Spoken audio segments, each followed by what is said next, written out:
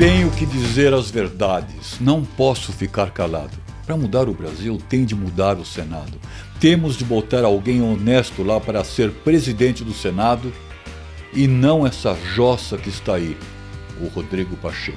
Se nós não mudarmos o Senado, se não mudarmos os nossos senadores com o nosso voto, nunca mudaremos o STF democraticamente, a não ser derrubando a Bastilha. Nossa obrigação é lutar pela democracia, pela liberdade de imprensa, lutar pela proteção e manutenção da nossa Constituição, pela nossa liberdade de expressão e liberdade de ir e vir. Hoje, eu vou te falar tudo o que tem que ser falado sem o filtro do medo, ainda que isso me custe a vida, ou a vida do canal, o fechamento desse canal. Portanto, não perca a chance de assistir esse vídeo até o fim. Os assuntos de hoje são: Câmara adia a análise de PEC 05, que ataca a independência do Ministério Público. Derrubar o STF é solução? Será que existe uma solução republicana para sanar esse tribunal? Será que há um candidato que esteja à altura do presidente Bolsonaro? Aumento de preços dos combustíveis. Quem é o culpado?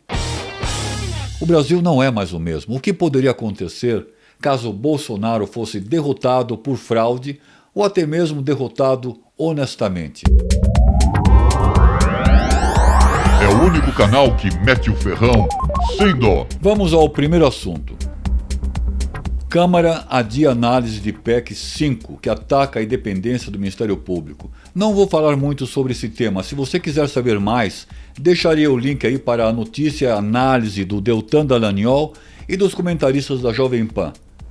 Essa PEC é uma blindagem, uma proteção ao político para continuar no mundo da corrupção. Ou seja, eles querem tornar o procurador em criminoso, o investigador em criminoso.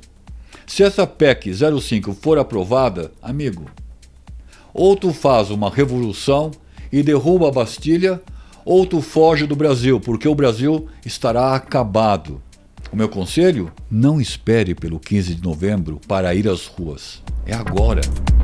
Derrubar o STF de forma democrática é a solução? A justiça perdeu a credibilidade. Os gigolôs, os pimpes da justiça, a transformaram, profissionalizaram a justiça numa mulher da vida e estão usando a espada dela como brinquedo lúdico vibrador de prazer para obter o orgasmo jurídico. Temos que parar com essa orgia, onde usam a toga como camisinha para gozar na nossa cara. Glenn Greenwald, também conhecido como Verdivaldo, você se lembra? Imaginem só, um Supremo que aceitou material hackeado, material ilícito usado para estuprar a coitada da justiça e inocentar o Lula. Sim, inocentar. Vamos dar nomes aos bois. Inocentaram o Lula. Não foi uma simples liberdade, ou melhor dizendo, legibilidade para concorrer à presidência da República. Será que os togados entraram num novo mensalão? Eu acho que eu vou apelidar isso aí de carnê das prestações, o carnelaço. Breaking news, escândalo do carnelaço. O que você achou dessa? O carnelaço do jurídico, recebendo dividendos de tudo que foi roubado pelo Nove Dedos e que foi escondido em Cuba, na Venezuela, e vai saber se ele não escondeu até mesmo no Vaticano. Será que tudo isso que eu estou presumindo realmente aconteceu? O que você acha? Por que nenhum candidato está à altura do Bolsonaro? Lula, o inventor do mensalão, do petrolão, do esquema das passagens de ônibus de São Paulo, de Santo André. Pergunta para o Celso Daniel. Ah, claro, é verdade, o coitado foi assassinado. Não só ele, mas todos os envolvidos na morte do Celso Daniel. O Lula doou nosso dinheiro para Cuba, Porto Mariel, para o Equador, hidroelétrica, para o Peru, outra hidroelétrica, para o metrô do Panamá, arqueoduto na Argentina, metrô na Venezuela. A lista é grande. Veja aí nas imagens. Eu te pergunto, o Lula fez algum esquema para receber os percentuais dos lucros provenientes dessas obras? Não. Desculpa, fez sim, claro. Mas nós sabemos para onde foi, não é verdade? O Lula cobrou os pagamentos das dívidas desses países? Não. Levou água para o Nordeste brasileiro? Não. Entendeu? E aí fica chorando que o Bolsonaro pegou uma obra superfaturada e inacabada do Lula e terminou por um terço do preço da superfaturação do velho Chico e mais. E levou a água. Para onde foi que o Bolsonaro levou a água? Para Cuba? Não. Para Venezuela? Não. Para Angola? Eu te digo para onde o Bolsonaro levou a água. Levou para o Ceará, mano. Para o Nordeste, para o pobre que foi abandonado pelo Lula, pelo PT, pelo PCdoB, pelo PSOL, pelo MDB, PSD, PSDB, pobres que todos os partidos coniventemente abandonaram. Muitos da direita também, porque eles sabiam e ficaram calados. Eles sabiam e ficaram calados, esperando a mensalidade do Lula. O Lula, junto com o conivente STF, causaram a infecção sifilítica da política brasileira. Dória, esse Zezinho, que vergonhosamente fica pulando em palanques como se fosse um moleque, salientando a cauda e a tromba. O que te causa isso? O que te causa isso? Que governador é esse que ficou apenas 15 meses na prefeitura, que de 80 promessas cumpriu apenas 12, que prometeu ficar até o fim do mandato, mas não cumpriu essa promessa? Outra promessa não cumprida por ele. Como podemos confiar num cara que não cumpriu nem 20% do que prometeu? Esse é o cara que quer ser o nosso presidente, mas nem louco de pedra, mano. Ah, mas pode ser que ele indique um candidato para presidente. Você compraria um automóvel que ele te indicasse? Melhor, você compraria uma calça que ele te indicasse? Uma calça bem apertadinha. Ciro Gomes, o cara que xinga. Esses são os candidatos que eu estou falando, tá? O cara que xinga, que dá uma de machão em cima de uma pobre mulher que o indagava sobre as péssimas condições de tratamento que sua mãe estava sofrendo num hospital lá do seu estado, do Ceará. Ele gosta de xingar, de dar uma de machão, grosso, e vem dar agora uma de sentimental. Um cara que faz teatro, mas é um péssimo ator. Faz aí uma chorada de crocodilo sem lágrimas. Devia ter chamado o Zé de Abreu. Pandemia. Mas a minha ansiedade, a minha angústia é pensar que agora esse vírus vai começar a subir o morro, vai começar a invadir a favela, vai começar a entrar nas palafitas. E eu queria abraçar esse povo todo, porque a gente pede para isolar, e eu sei que tem 6, 7 pessoas dormindo no mesmo cômodo, pessoas que vivem na rua, pessoas que vivem de vender bala na rua e que nem sequer entrar num cadastro para serem atendidas, elas vão ter. Meu coração está com vocês. Haddad, um poste perigosíssimo. Se ele fosse o presidente da República, durante essa época de pandemia, teria fechado o Brasil inteiro. Hoje, a Inglaterra está implorando pelos nossos alimentos. O Canadá e outros países que fizeram a política do tranca-tudo. Os ingleses, por exemplo, fecharam até os agricultores. Agora estão com uma inflação pior do que a nossa. E sem comida. E sem alimentos. Os preços na Europa, inclusive nos Estados Unidos, estão muito mais altos do que no Brasil. Imagine só, o Lula, ou o Haddad, ou o Dória, ou o Ciro Gomes, ou o Amoedo, ou o Mandetta. Mandetta. Quem não tem perna é perneta. Quem não tem braço é braceta. E quem não tem punho, o que é? Punho. Não. É Mandetta. Esse cara não tem punho. Ele não sabia o que fazer, estava histérico, desesperado. E porque não sabia o que fazer, perdeu o punho, perdeu a mão. Perdeu o punho, perdeu a mão, bateu o desespero e mandou todo mundo ficar em casa e só procurar no hospital quando estivesse com falta de ar. Ou seja, quando já fosse tarde demais. Por quê? Porque ele perdeu o autocontrole. Porque ele perdeu o autocontrole. Um fofoqueiro que, ao invés de ajudar o governo, fazia propaganda eleitoral para si próprio, já visando as eleições de 2022. O que irá acontecer se o Mandetta, Deus me livre, se ele se eleja presidente? Quando vier uma crise, ele enfia a cabeça embaixo da terra e vai mandar você ficar em casa batendo uma Mandetta. O Bolsonaro, cara, ele é péssimo para o STF. Porque o Bolsonaro é um capitão que conhece estratégia. Sabe, o bom soldado. Sabe quando recuar, se organizar e atacar novamente. Pense nisso. Acordos foram feitos para serem desfeitos. O Xandão não perde por esperar.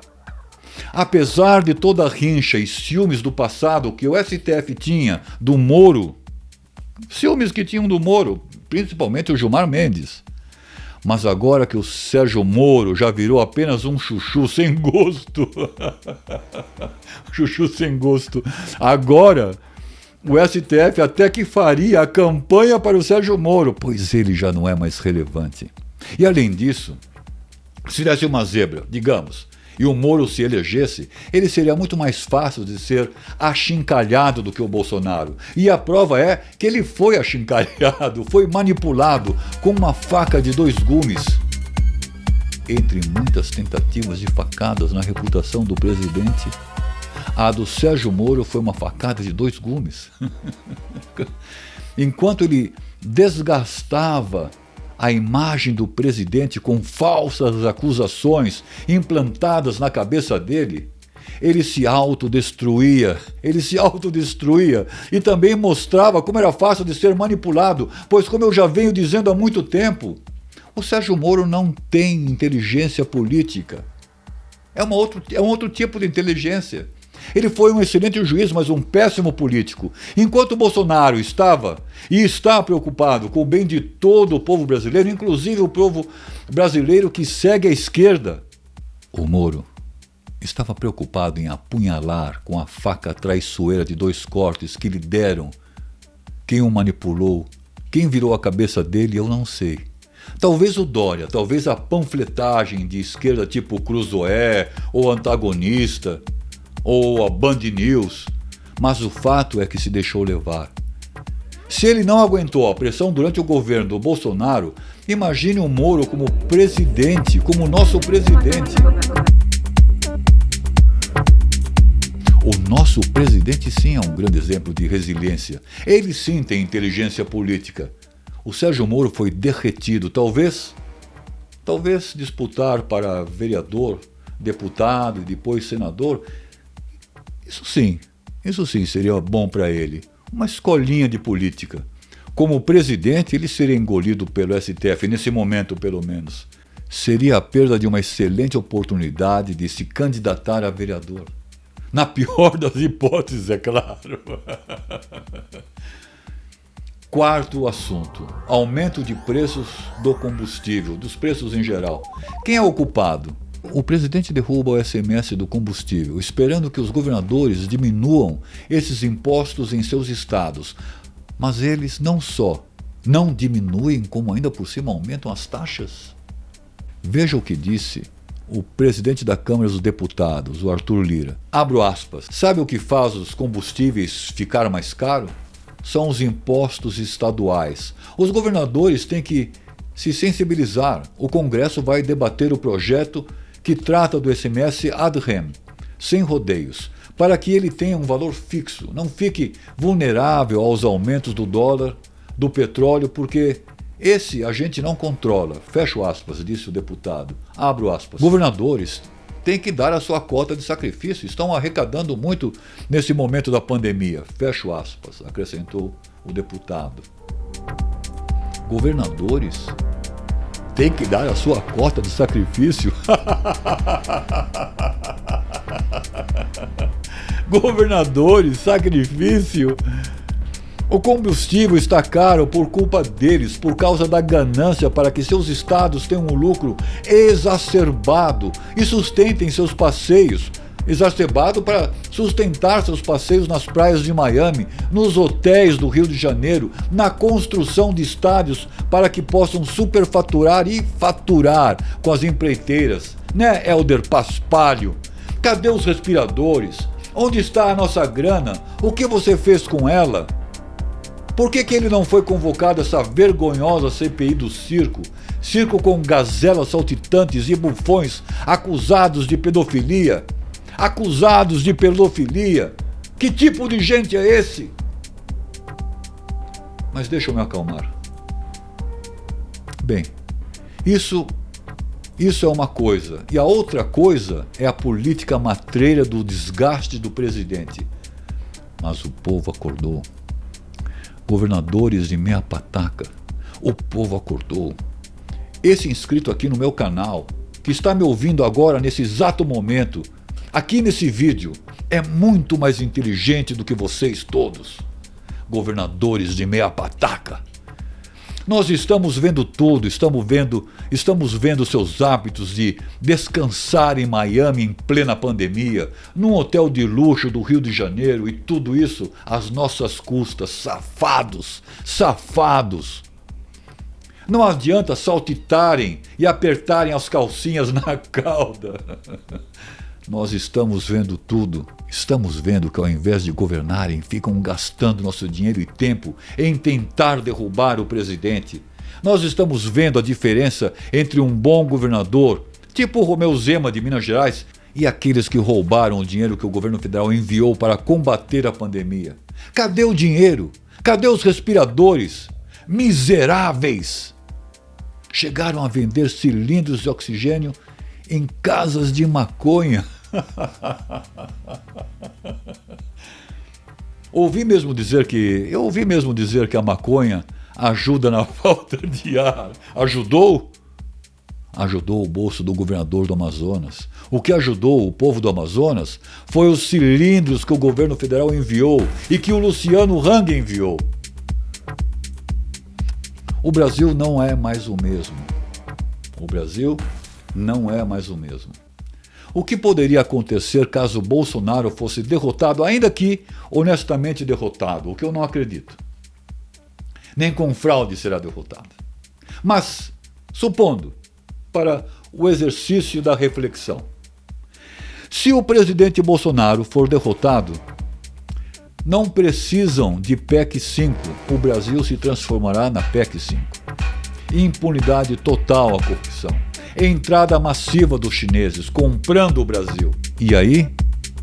Ou a revolução, ou quem puder que fuja para outro país. E quem não puder vai ficar e se acomodar com a escravidão da ditadura lucrativa da cúpula que finge ter ideologia, mas o que vão fazer é gozar na sua cara.